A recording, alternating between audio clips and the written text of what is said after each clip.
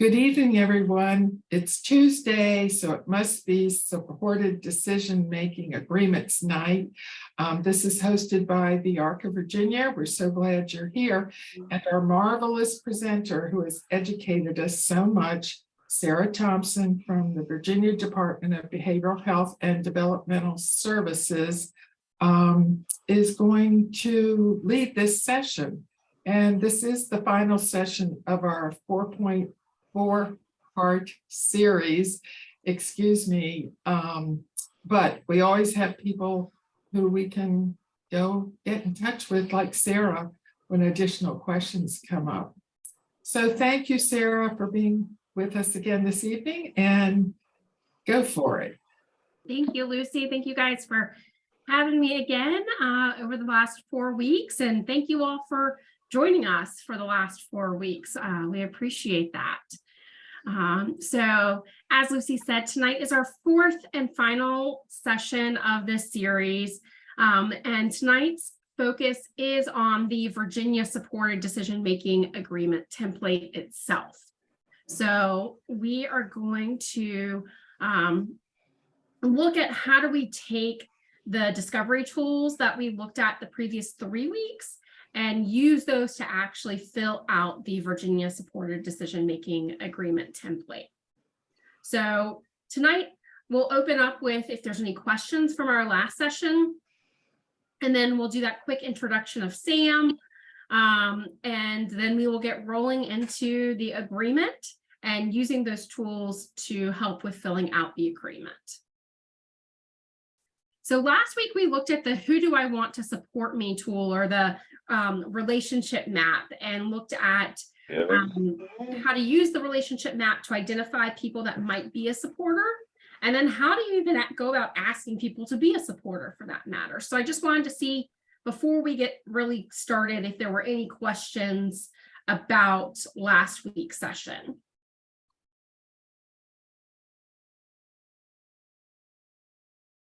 And if you think of anything after the fact, we can answer questions later on. That's totally fine.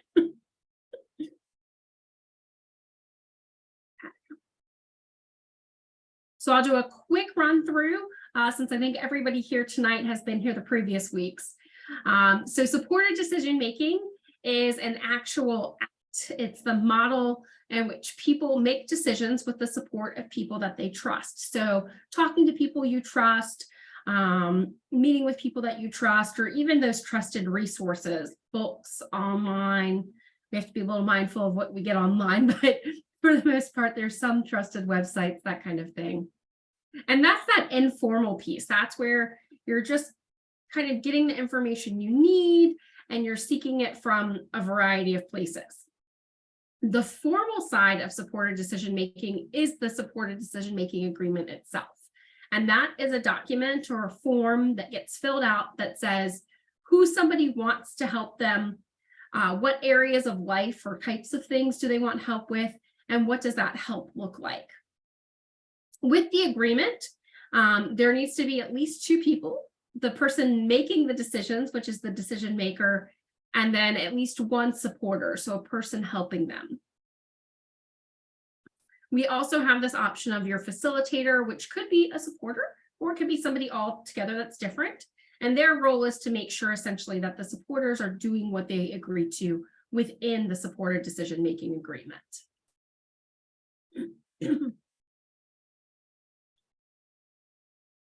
So we'll run through Sam quickly. I'm sure, again, you guys know Sam extremely well at this point. So Sam is 18 years old. He has autism but uses words to communicate. He's in high school and has been learning job skills and how to be a good employee. And he's really thinking about graduating so that he can focus more on working and his dream, which is to become an actor. Sam currently lives at home with his mom and dad and his older sister, who's at college but comes home to visit.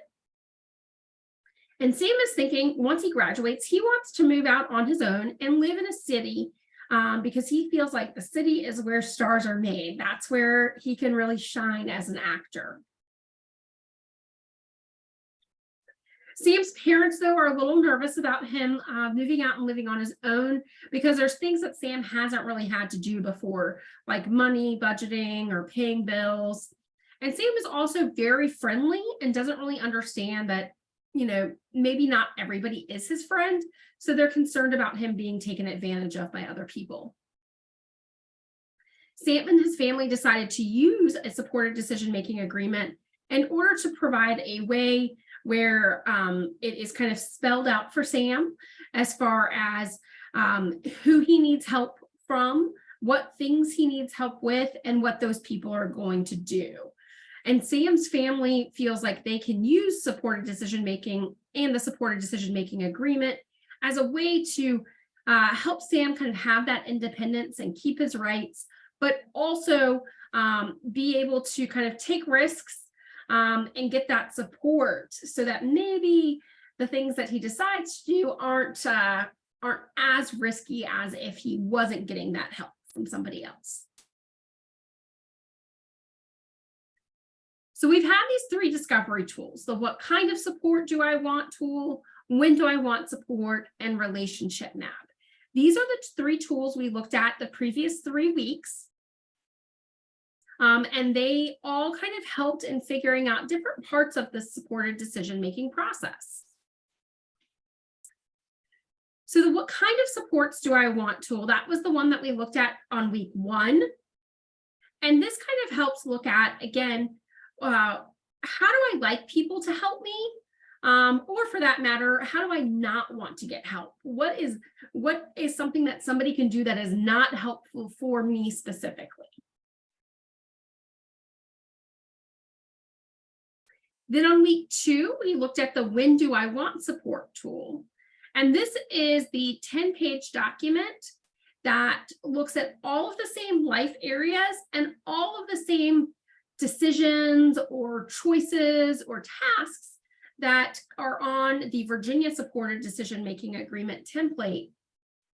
And you would look at that and kind of say, okay, what are these things that either I can do on my own without help? What kinds of things do I can do, but with some help? And then what are things that I can't do at all right now? Even if I get help, I need somebody else to do these things for me altogether. And that's the tool that we filled out on week 2.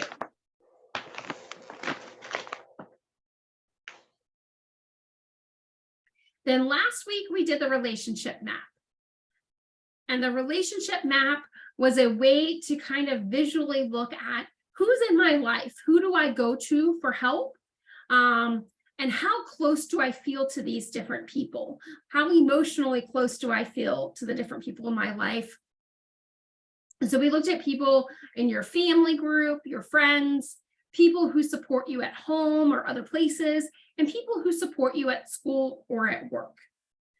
From there, we also looked at how might you select or identify people on your relationship map that could be potential supporters, and how do you then ask them to be a supporter on your agreement.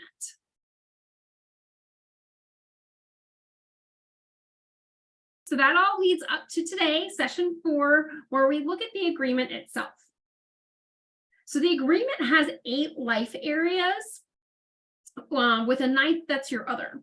So we have health and personal care, friends and partners, money, where I live and community living, school and education, working, my rights and safety, and meeting and talking with my supporters.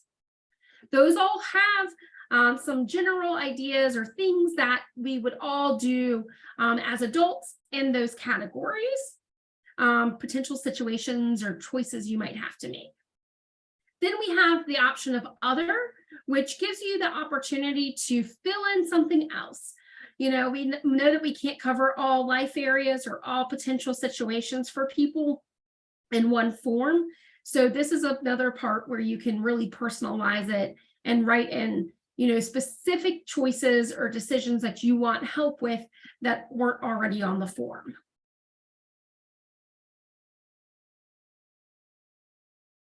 So I will give you a heads up. The Virginia Support Decision-Making Agreement template is kind of lengthy. It's 23 pages. And we're going to go through each section just so you have some understanding of how to fill it out. But I am fully aware that it does seem a bit overwhelming at 23 pages. So we kind of look at this as this is our first run through. And we're not saying that this is the only option either for how to do a supported decision-making agreement. This is just one option that people can use. So the first page is kind of your cover page, and this says, whose agreement is this? It acknowledges that they created this agreement with people that they trust, but they ultimately are the ones that make the decision. So for this, it says I, and then Sam Smith, since it's Sam's supported decision-making agreement. He is the creator of the supported decision-making agreement, which is all about him and makes him the decision maker. It says, I made the agreement with my choices and have selected people that I trust to be my supporters. So if you're looking at a blank version of this, the person who's the decision maker, their name goes in the first open spot. And again, in the middle of the page where it says the name of the decision maker. Next, we have this piece that says preferred contact or preferred method of contact. And this is where you can write in, how do you like people to reach out to you? Do you want them to use your cell phone or a home phone or even email? Do you prefer people to text you? Do you prefer people to only call you during certain times or on certain days? You can be as detailed as you want here, because this is how your supporters are going to know how to reach out to you. The next piece is the initial effective date of the agreement. So this is the first day that you sign it as a supporter, or excuse me, as the decision maker, and at least one of your supporters signs the agreement. There might be times where supporters will sign at different times. And we have a way to show where those dates will go. But this is going to be the first date that you created your agreement, and you as the decision maker and at least one supporter signs. Then we also have a place where you can check or indicate if you have any other types of supports. So some of the other types of supports that you might have are things like a durable power of attorney, an advanced medical directive, financial fiduciary. That's kind of a big term that means overall anybody that helps you with your money. So that could be a representative payee for Social Security benefits. It could be a fiduciary for military benefits. There's different words for people that help you with your money, depending on what the kind of money is. So we just kind of used a broad term of financial fiduciary to mean all of those. Then we have a HIPAA release form, and I'll show you what that form is later on, but that is a specific form related to your doctors being able to talk to other people or share medical information with other people. Same thing with the educational release form. That's a form that says that you're okay with other people seeing your school records or even participating in school meetings. And then we have the option for others. So this could be if you have any other type of support. Maybe it's a authorized representative at the CSB or at one of your waiver providers. It could be some kind of tool that you've used, like a health passport that tells people about decisions that you want or choices that you make when it comes to your health care. Any of those kinds of things, you would say other, and you would let us know what they are. Now, with all of these other types of support, we ask that you either check or mark that either this is a document that you're going to include a copy of it with your agreement, or that you're not going to include a copy, but at least we know that you have that type of support. And so if something comes up down the road and we need to maybe get a copy of your power of attorney document, we know that you have one and we can ask you for a copy. All of these forms kind of work together. So this was just a way to provide that easy tracking to show what you do and don't have, so that people have a better understanding of all of the supports that are going on in your life.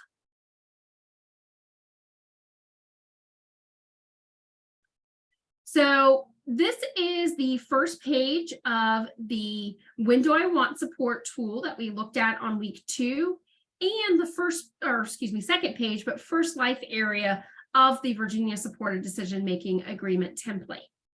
So if you remember from week 2, I said that they cover the same life areas on the discovery tool as well as in the agreement template, and all of the different decisions go in the same order. So if you do the When Do I Want Support tool, if you fill that out, it's pretty easy to then fill out your supported decision-making agreement.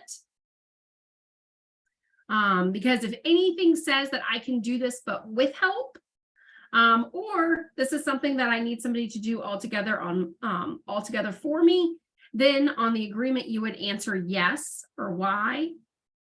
If it's something that you say, nope, I can do this on my own, I don't need any help, then you would answer N for no on the agreement.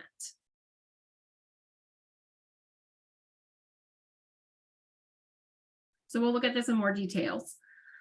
So each life area is going to be filled out the same way. So the very first one that you'll see on the agreement template is health and personal care.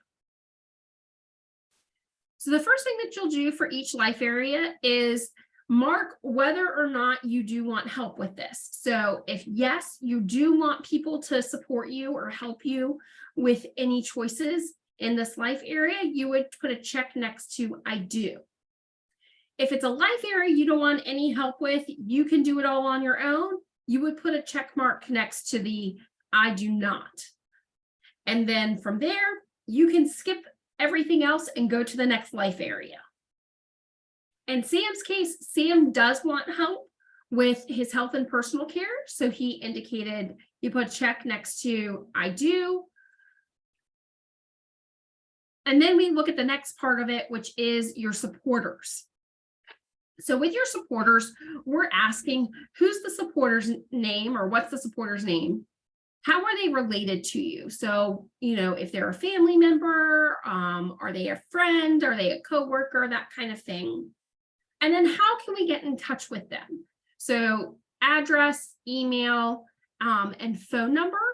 And this is so that people who are using your supported decision-making agreement know how to get in touch with your supporters to invite them to meetings or to participate, to come to maybe doctor's appointments, that kind of thing that they would need to come to based off of what's written in your agreement.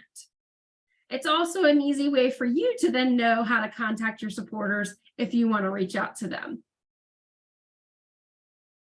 And there's space for 3 supporters, but you can always add more. There's a way to do that on both the Word version of this and the fillable PDF version.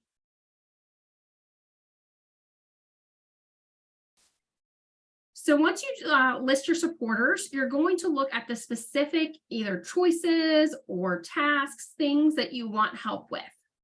For each one, you'll either answer why or select why for yes, you do want help with this, or N for no, you don't want help.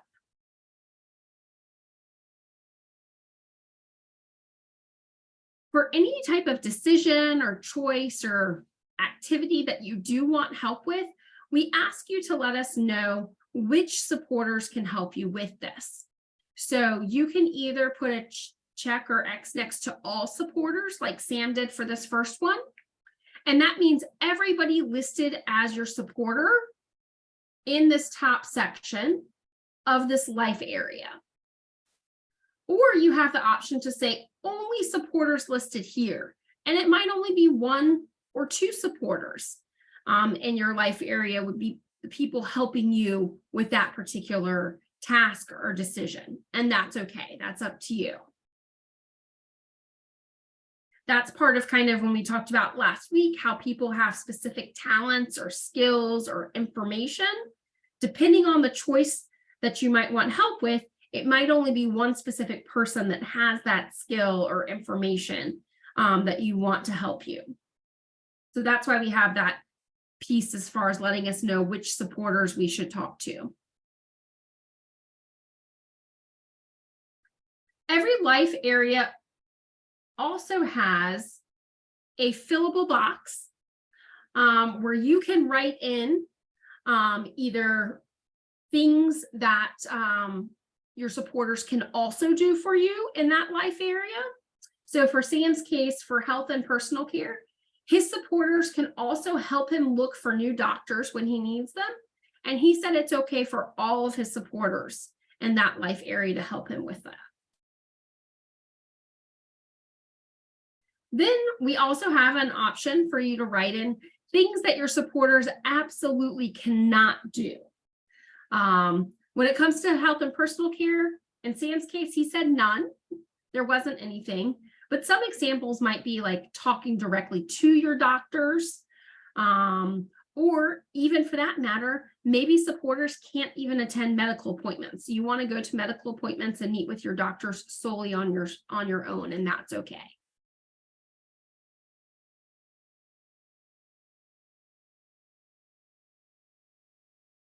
So the second life area is friends and partners. And it gets filled out the exact same way that we did before with health and safety, however, health and medical care. However, I did want to show you an example where Sam said, yes, this is something I do want help with, but I only want specific people. So for Sam, he says, yes, he does want help with helping him understand and make choices about birth control and pregnancy and access to medical care if needed. However, Sam only wants Adam Young, which is one of his friends, and Rachel Jones, his ABA therapist, to support him with this kind of decision. His other supporter with friends and partners is his sister, April, and he does not want to talk to April about that kind of part of his life. He's more comfortable talking with his friends and his ABA therapist than he is his sister about that level of personal information. And that's okay.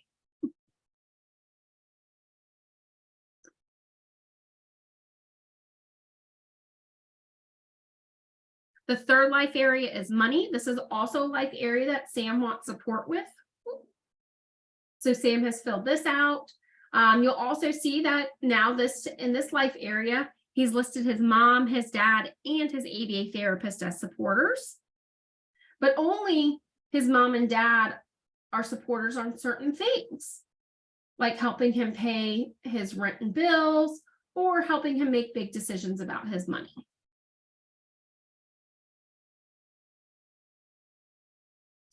Same thing with where I live in community living. This is another life area that Sam wants support in. And Sam also mentioned in these areas where he can fill out specific things to him, that he only wants his supporter, Rachel Jones, to help him with issues with his roommates. And none of his supporters can talk to his roommates without him present. That was really important for him to let his supporters know. If he's not there, supporters should not be contacting his roommates or having conversations with his roommates without him actually being there.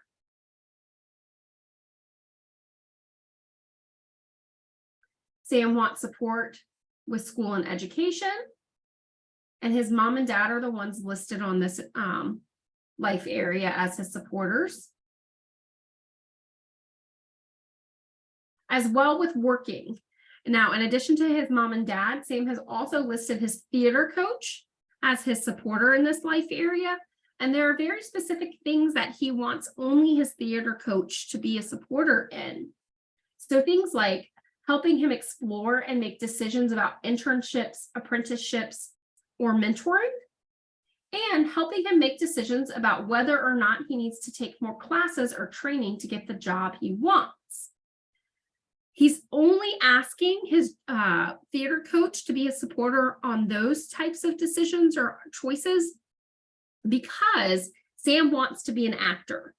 And his theater coach has that knowledge and has the information on what kinds of jobs are out there and what kinds of classes might Sam need to take in order to really achieve that goal of becoming an actor. Those are things that his mom and dad don't necessarily have the information to be able to help him with. So that's why only his theater coach, Johnny, is his supporter for those decisions.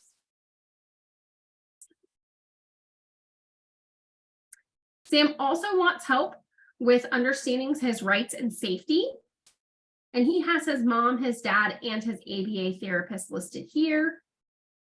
He also has indicated that he wants help understanding benefits that he's eligible for, helping to apply for those benefits, and helping to access support or help when he feels unsafe with something.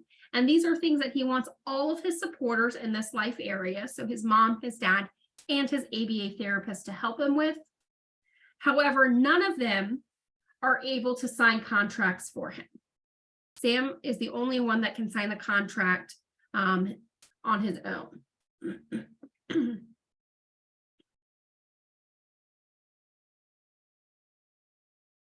And then we have meeting with and talking with my supporters. So this life area is sometimes related to the facilitator. If you decide to have a facilitator, it doesn't have to only go with a facilitator. But usually if you want a facilitator, this might be a life area that you want help in. And for Sam, he does want help in this life area, and he wants his dad. He wants his dad to help him with contacting his other supporters to set up meetings, with helping him talk with his supporters when he's upset or has a problem with some of the supporters, and with helping him communicate to his supporters to make sure that they understand what he's saying to them. His dad, though, is not to do things like help him keep his supporters updated on how he's doing or help keep his supporters updated on what he's doing. And Sam can do those on his own.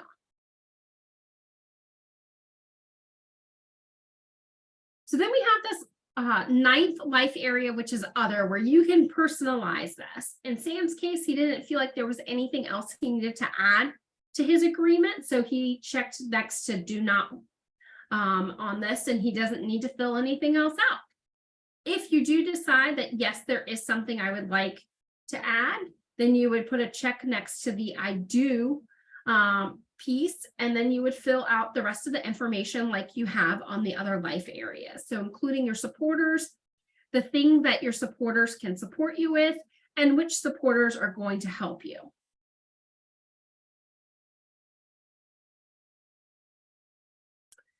So once you get through all of those life areas, you get to the agreements page.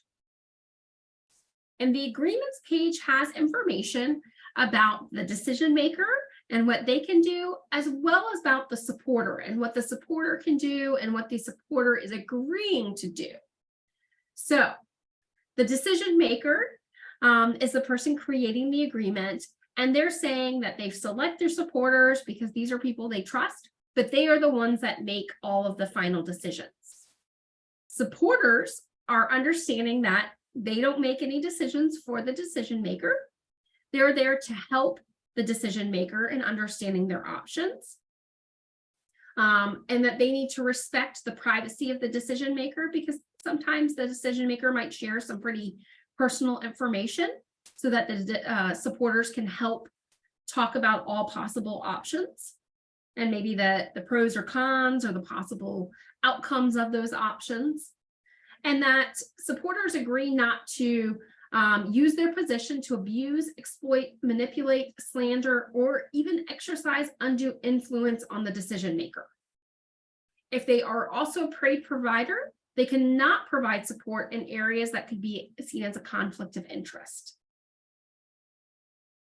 So with the agreements page, the decision maker will write their name and sign and date. And then all of the supporters will need to sign, print, and date. Now, there's only space for 3 supporters. And in Sam's case, he had more than 3 supporters. So because of that, you can print this page as many times as you need to get signatures. There was also a question that I've received in the past of, well, what if a supporter isn't physically with you in the same room? Can you email this? Absolutely. You can email it, you can fax it. So you might have multiple pages, multiple agreement pages to get all of the signatures from your supporters. Your supporters can also have different signature dates because maybe when I start my agreement, I only have one supporter. But, in a few months, I might decide that there's somebody else I want to be a supporter. So you add them to your agreement, and their signature date would be a different day. It would be the day that you all agree for them to join your agreement, and that's okay. I'll also show you a way to document those kinds of changes. The last thing, though, on the agreements page is a way to show if you no longer want your supported decision-making agreement. So we call this the cancellation of the supported decision-making agreement, because you have the right to decide that I don't want this anymore, and that's okay. So all you have to do is write your name in here, sign, and then date. And the date that you sign this part, this gray box, that is the date that your agreement is kind of void. It's no longer active. Your supporters are no longer your supporters. If you do decide to do the cancellation of the supported decision-making agreement, we do ask that you let your supporters know so that they're not kind of hanging out there waiting for somebody to talk to them or for them to provide you with help. And we also ask that you let anybody else that maybe has your agreement know that you don't want the agreement anymore. So if you have a case manager or support coordinator or waiver providers or doctors, those kinds of people, it would be good to let them know that you don't want your agreement anymore.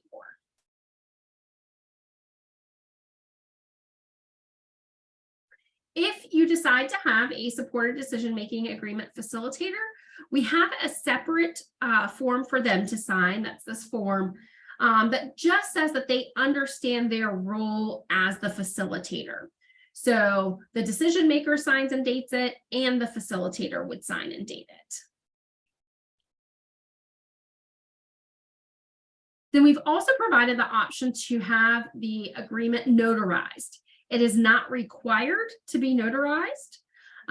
It does not make it a legally binding document if it is notarized. There are just some people that feel more comfortable having any type of agreement or form notarized, and that's okay.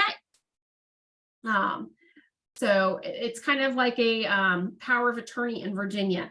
In Virginia, you don't have to have your power of attorney document notarized, but if you want to, you have that option. And so we wanted to give people that option as well.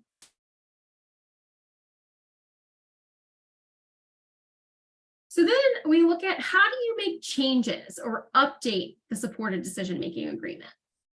I know again that it's a little lengthy, it's 23 pages.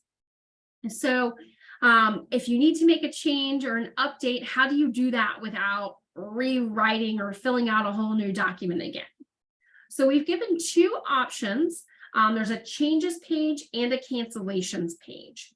So the changes page is a place where you can write, changes. So if you're adding a supporter, if you are changing maybe a life area, maybe you didn't want support or help with it and now you do, or it's a life area you wanted help in before, but you don't anymore. Or even if you want to add a facilitator now. All of those kinds of things go on the changes form. So you would just fill out the date that the change is happening, give us some details about what that change is, and then the decision maker signs it and any supporters involved. So if you're adding a supporter, they're going to sign it. If it's a change where a supporter is maybe moving or changing from what they were helping with before, they would want to sign this form as well. Now, there might also be a time where you don't want somebody to be a supporter anymore, or for that matter, a supporter might say, this isn't working out for me. I don't want to be a supporter anymore. And if that happens, then we have the cancellations form. And this is all you have to do is put the date, the name of the canceled supporter. So who is no longer going to support you, And then just the decision maker has to sign. Supporters that are coming off of the agreement do not have to sign. So again, we give the space for 3 cancellations and 3 changes. And we usually say once you kind of reach that, then it's probably worth filling out a new supported decision-making agreement just to make sure that people are clear as to who your actual supporters are and what areas and kinds of help you want. If you have to do that, you don't have to get new signatures like on a new agreements page. As long as all of your supporters are still the same and everybody's agreeing to it, the agreements page stays the same. It's just those pages with the different life areas that you would want to refill out.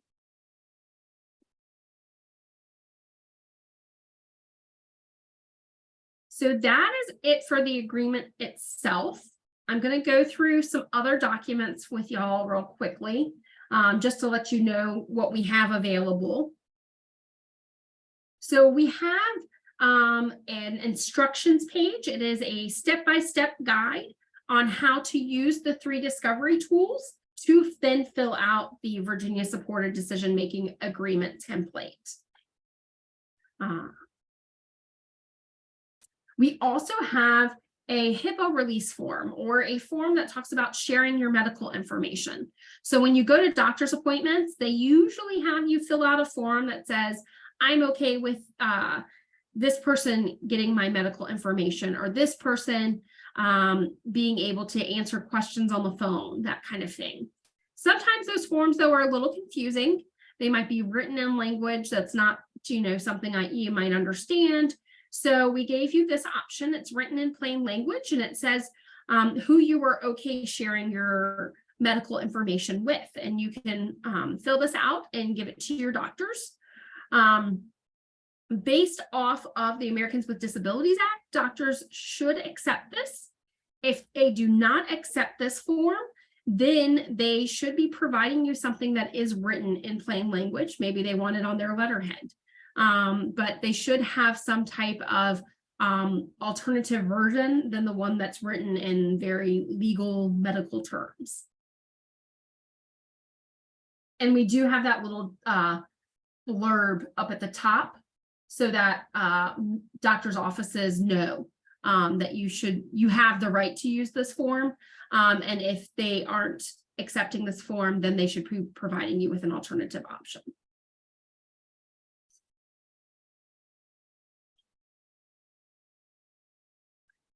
The other thing that we have is a sharing my school information form. This is 1 page. And sometimes, or well, not sometimes, but when people turn, I believe it's 17, they have to start having this conversation at school about transfer of rights and what it means when you turn 18, what happens to making decisions at school. So one of the things that they will talk about is a transfer of rights form, which is a form that the school can fill out with you that says, okay, I'm 18, I'm technically able to make decisions about school for myself, but I'm going to give that power or that ability to make decisions to somebody else, to my mom, to my dad, somebody else that I trust. This form is not that.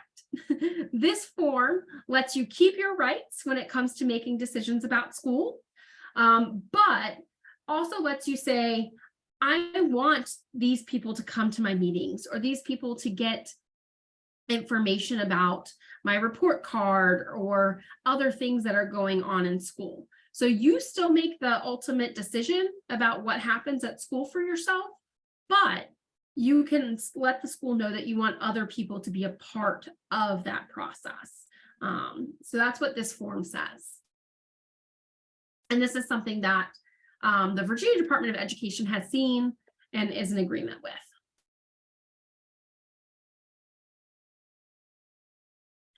Then we have online 2 frequently asked questions documents.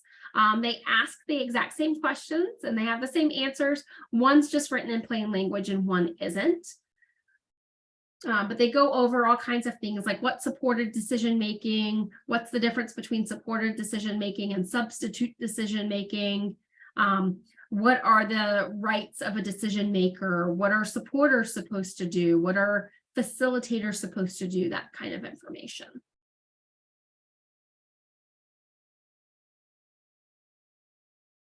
So how is a supported decision-making agreement created? It is not necessarily the role of any one person.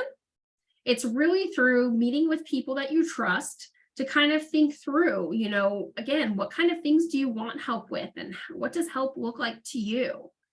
You can use those discovery tools and kind of work through them to help answer some of those questions. Family members could help you, support coordinators, providers. I'm even here to help people fill out the discovery tools and to help create their agreements if you all want. But so it's not just one person, it's really anybody in your life that you trust and feel comfortable talking to. You do need to make sure, though, that anybody that you're asking to be a supporter agrees to being a supporter and agrees to helping you in the way that you want them to help you. Same thing with the facilitator, if you do have a facilitator or want a facilitator.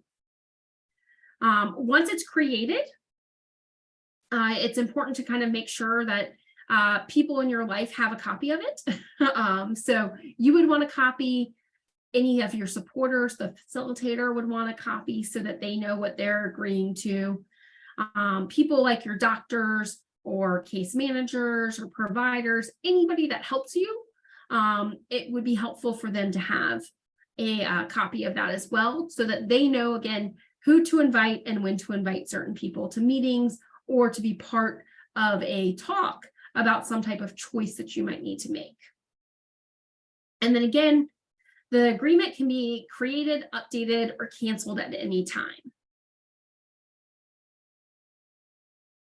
So you don't actually have to use the Virginia Supporter Decision-Making Agreement template.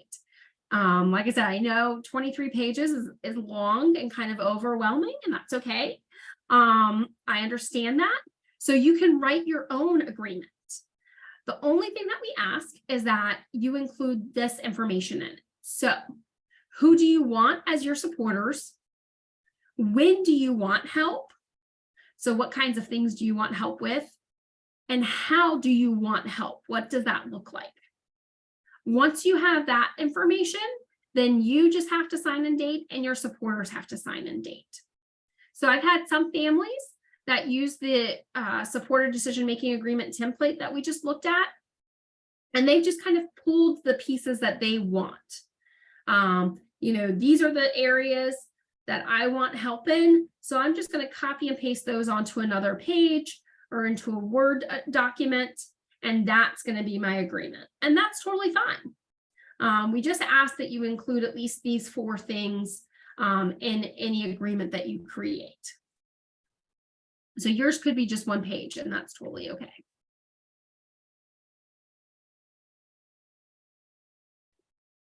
So what are kind of the next steps now that we've gone through the discovery tools and looked at the agreement? I always recommend to people to review the discovery tools. I mean, it's been a month that we've gone through this process, so it might be helpful to look at them and see if there's any changes that you might want to make to them. Then looking at your relationship map and the people that you either circled or starred, meet with them and ask them if they'd be okay being your supporters. Then you would want to invite your supporters to a meeting, either virtually, like on Zoom, or in person, to go over your supporter decision-making agreement and to make sure that they're agreeing to what kind of help or support you want. You want to sign your agreement, and your supporters need to sign it. And then again, you want to give those copies of the agreement to important people in your life. So we talked about your supporters, your case managers, doctors, teachers. Again, anybody that might need to know or invite people to meetings or to be a part of conversations when it comes to making decisions that you want help with. It's important for them to know who do they need to get at these meetings or get involved to help you out as well. So that is the end of our supported decision-making training. There are the resources that we've got from every week that are helpful with getting another better understanding of supported decision-making. The very first one is where you can find all of the forms that we talked about over the training. You can also find the frequently asked questions, the HIPAA release form, and the educational release form. Those are all on the DBHDS supported decision-making website. So I will open us up for questions now. If anybody has any.